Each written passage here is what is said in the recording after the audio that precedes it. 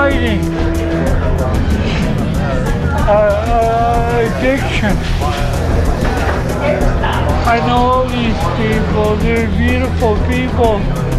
They got a lot of potential. And I think Reverend Al, for doing everything. He looks at me, you know, and it's just that there is Christ, there is Christ.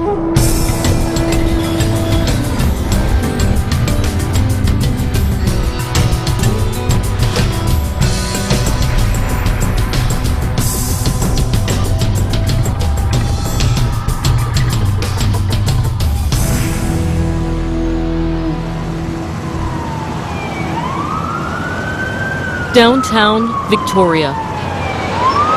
Take the spoon, cook it. We gotta put the opiates in there, some spoons.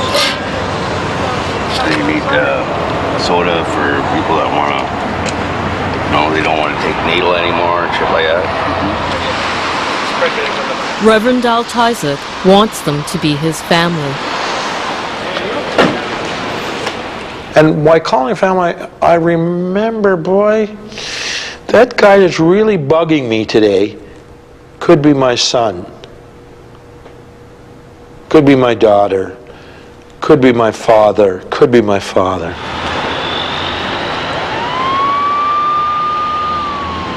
Victoria used to be a city of tourism, but now it's a city of poverty. The drug trade, addiction, it's booming so fast the city just can't keep up. Frontline workers like Reverend Al said they've seen more people on the streets since 2002. That's when BC set tough new welfare rules to get people into jobs. They told people, so you're on drugs? Tough. Living on the street? Too bad. Get into rehab or you're cut off. Haven't worked in 2 years? Well, you'll get no help from us. Victoria has about 800 homeless. Only half of them get welfare. Those who do have $325 to spend on rent. In Victoria, a single bedroom apartment costs $625. Sometimes you're panhandling to pay the hydro. Sometimes you're panhandling to keep your cable vision going, whatever the case may be. It is criminal what we're giving people on welfare. Criminal what we're giving to people on welfare. So that really annoys me. Our place is a drop-in center. Boy, you're looking sick, man. Reverend Al Tyzik wants it to feel like home. This is without drugs. Hey? This is without drugs.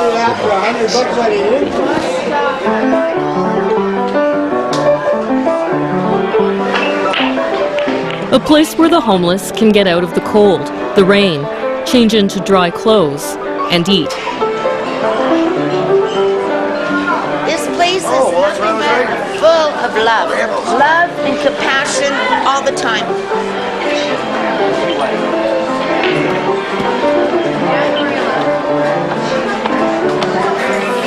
But mostly, Reverend Tyzik wants to give them a family. You're just going to lay down here for the day? I just woke up. When he looks into their faces, he sees someone else. His father. Want a hand? Leslie Tyzik was a World War II veteran who became a chronic alcoholic and lived on the street. There we go, lad. One Christmas, I'm probably 12 at the time, walking in Ottawa. We lived in Ottawa, and seeing somebody lying across a sidewalk on Bank Street, and a Salvation Army person, and I don't know if it was a Salvation Army person, because at Christmas they rent their uniforms for the belt hanging. But anyway, he stepped over my father and walked on, and then I said, boy, the church has got to be better than that. I walked up, and it was my dad, and I picked him up and brought him home, you know. I remember that like it was yesterday. He started to work for homeless shelters. Is that ever high tech? Yeah, you bet. Then became a United Church minister. Perhaps in the snow. 12 years ago, he moved from Ottawa to Victoria. Put skis on it. Hey, that would work. And took over the drop-in center. You didn't tell me that my mom was on her way here. I didn't know. I'm out there smoking a cigarette and laughing and having a good time. This woman says, excuse me. I said, what the? Mama. Since then, he's worked 80 hours a week. Sometimes he sleeps here. Most of the people here have lost their real families. We're all drug addicts, alcoholics. We all have problems. Help us.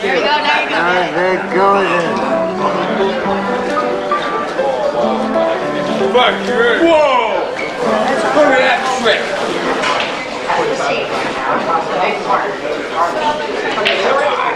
Thank you. You wouldn't know it now, but homeless Frank Williams was, of all things, a relief pitcher for the San Francisco Giants.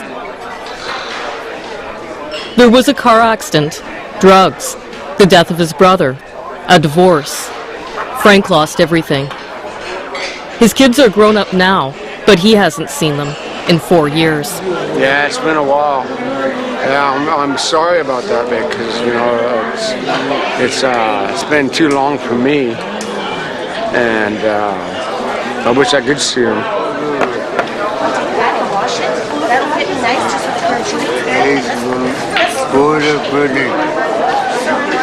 He's my family. I love him. Reverend Tysick's family bears grief like any other. There are 87 pictures on this wall. Memorials. 2 people die on the streets every week. And right now I'm putting it up for Albie. He was a young boy, hardly 24. He was very unfortunate because he was clean. He was always on drugs and everything, but now he was clean. And How did he die? he was he died in the hospital itself, and it was very, very sad because he recovered from all of what he went through in life, and then all of a sudden he died. But what did he die of? He had a little bit of a heart problem, and he went for just a normal, regular, small surgery, something as far as I know, and he died during the surgery. Only 24 years old, street life made Albie look twice his age. Oh, you too. I'm having a little trouble with this Albie. With who? With Albie? I'm having trouble letting Albie go. I'm going to sleep by you for a second. You having a hard time letting him go? Well, everybody knows how close you were, right? I know he was. Knowing her for such a long time, knowing her family, such a giving person, and so chronically sick, and so many of her friends around her at such a young age already dying. Albie, a close friend of hers, we buried just recently, and just so many people in her life have died, you know. He was my first boyfriend when I came to town.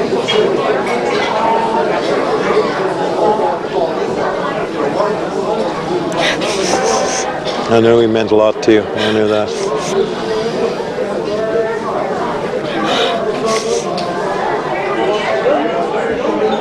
As soon as I heard he was dead, I was right back in town doing dope again.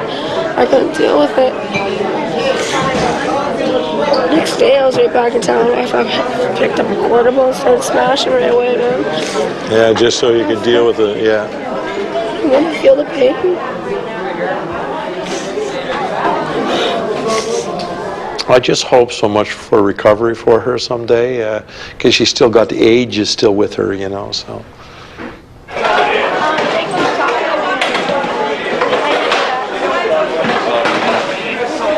Jazz doesn't come back to the center tonight.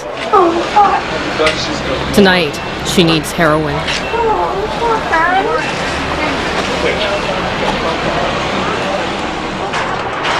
After the break, not in my neighborhood.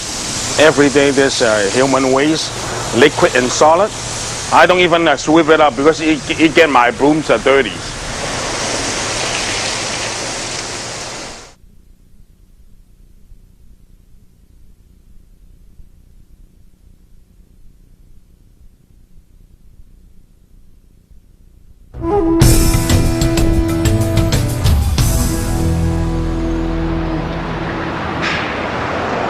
Street problems are hurting Victoria's businesses. Reverend Isaac nearly shut down last year. He needed to relocate. 52 people refused to rent him space. It's that syndrome, not in my backyard, you know. Reverend Al is doing a great job. They're doing a great service to the city, but not next to us. Reverend Isaac takes in the toughest cases. People banned from every shelter in town. You said that you see the face of God in the homeless. Oh, the story I got to tell is I come one morning and the guy's so sick and he's outside the open door, and I help him across the street, and I put him down in my office, and he lays there all day, and I forgot about him. And later on in the day, I go in and he's in the corner in the washroom, and I look at his eyes. I honestly just see Christ for 1 second, and then I see him with a needle into his arm.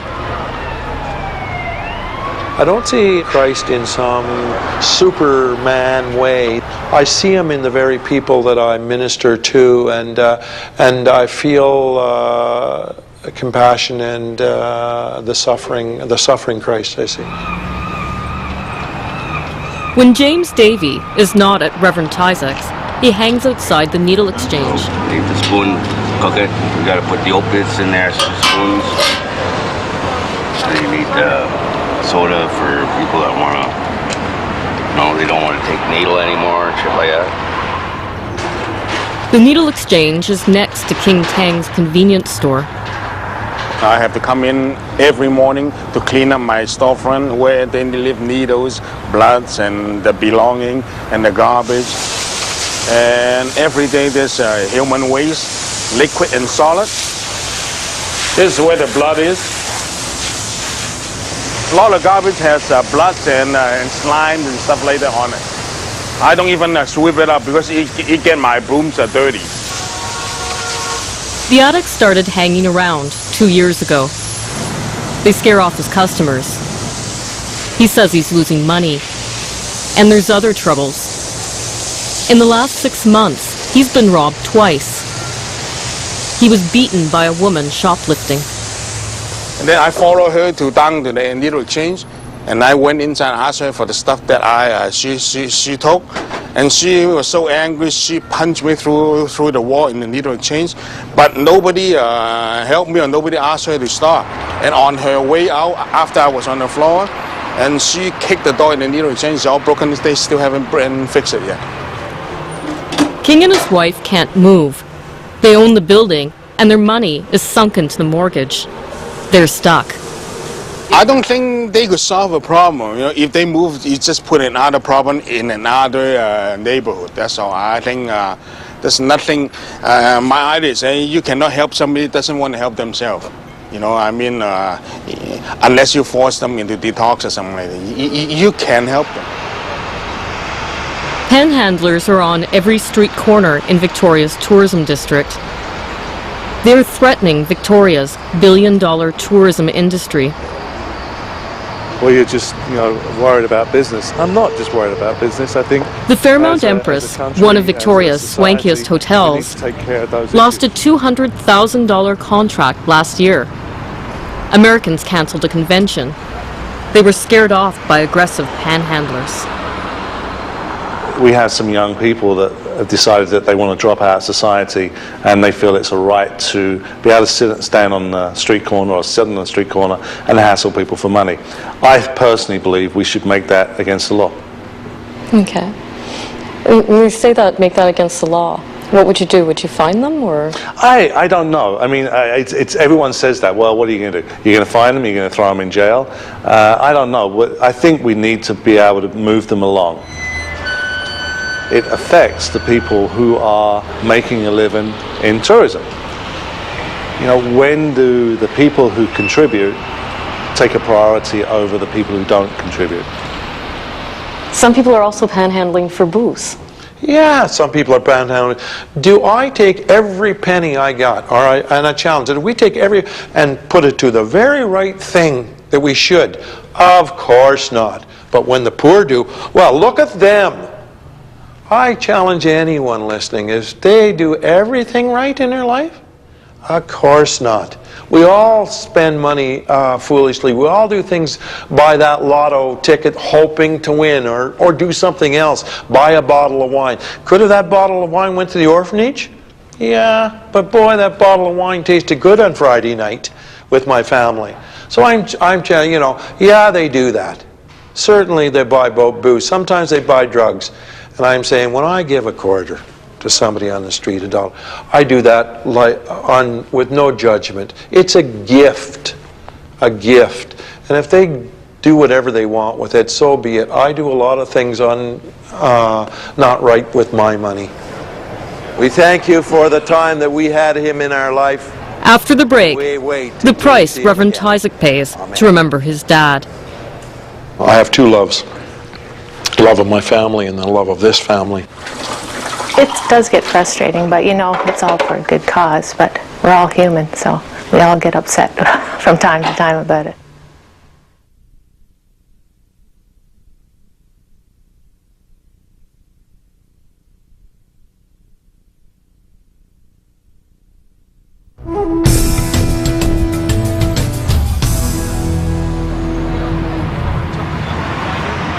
On cold nights, when the temperature drops below zero, the drop-in center becomes an overnight shelter.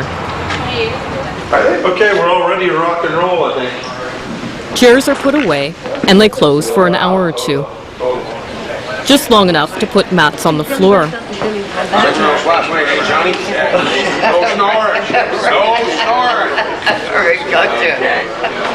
Reverend Tyzik has only 5 staff members, so many nights he stays here himself. But Reverend Al has a real family, a wife and 3 kids. You had a good day? Yeah. These sandwiches look yummy. You want a drink? For the 12 years he's run the drop-in center, they've come second. It does get frustrating at times, you know, whenever he's works 12-hour days and then he has to stay in for meetings at night, or people don't realize the day he's put in sometimes, and then he's out at night doing things, and of course you're ready to have him home for a while and he's not home, so it does get frustrating, but you know, it's all for a good cause. But we're all human, so we all get upset from time to time about it. How often do you get to spend time with your dad? He's pretty busy, huh? Not very often. Like, even on the weekend sometimes he's not there, but on the weekend is the only time, pretty much. How's my night, all right? Good. You got your sword and everything? I have 2 loves. The love of my family and the love of this family. I need another $1.05 so I can go pick up my bus pass. I remember Mary saying to me one time, well, I can't say no, I said to her. She says, oh, you're saying no. You're either saying no to them or you're saying no to us. Don't ever think you're not saying no. It's a choice of who you say no to. So why'd you make that choice? I make that choice so people won't die tonight. I know that Mary and Alicia won't die if I don't go home, so that's why I think. But they die anyway. So will you be here for the funeral on Wednesday? Yeah, guy with the bird. The guy with the bird on the shoulder? Oh, yes. News of a suicide reaches the center. Laurent Philippe becomes the 88th face on the wall. They're all dying like flies. They're just going down. For every death, the center holds a memorial service. I just draw the candle to everyone's attention. In here you're going to find the street, the representations of the street. Condoms and needles are in there, and the little bottle of a liquor, empty, and some panhandling quarters and a bus ticket and a ticket to the upper room for lunch. Dear great Creator, we turn over to you Lawrence's spirit. You have your hands filled. He'll have plenty of birds now. We thank you for the time that we had him in our life, and we wait until we see him again. Amen. You said that you've gotten to know your dad by working here. Can you tell me? Well, you know, you talk enough to enough alcoholics and drug addicts, you realize that they do feel sorry that they left their kid. They do feel sorry that they weren't a provider, that they weren't, quote, normal, what society expects, you know, working. You do realize that they don't want to be alcoholics. You do realize that if they had a choice that they, you know, you come more and more and more to really realize, boy, this isn't a choice, you know, it's like having cancer. I don't choose to have cancer, it's a sickness, it's upon me. That how guilty they feel about themselves, you know, they feel guilty about themselves. And they feel remorse, and I guess the people that they can't forgive the most are themselves. Okay,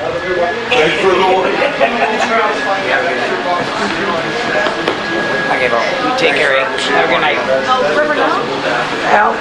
River now? Are you going home tonight? Yeah, I am. You gonna go sleep in your own bed? I'm going to try. I'm going to try to sleep in my own bed tonight. We'll be back in the morning though. 4:30, you'll be here. Thanks, Rav. Okay. See you in the morning. You guys be good.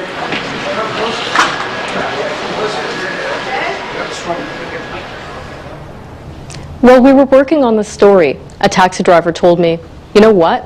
There are plenty of jobs out there. But when people end up on the streets, for whatever reason, someone's got to pay. Should it be you with your taxes? What do you think the solution is to homelessness in Canada? Give us a call toll-free at 1-888-321-2567 or email 360vision@visiontv.ca. And don't forget to leave your name because we will not air anonymous messages. Now, coming up after the break, your reaction to last week's story on Alzheimer's.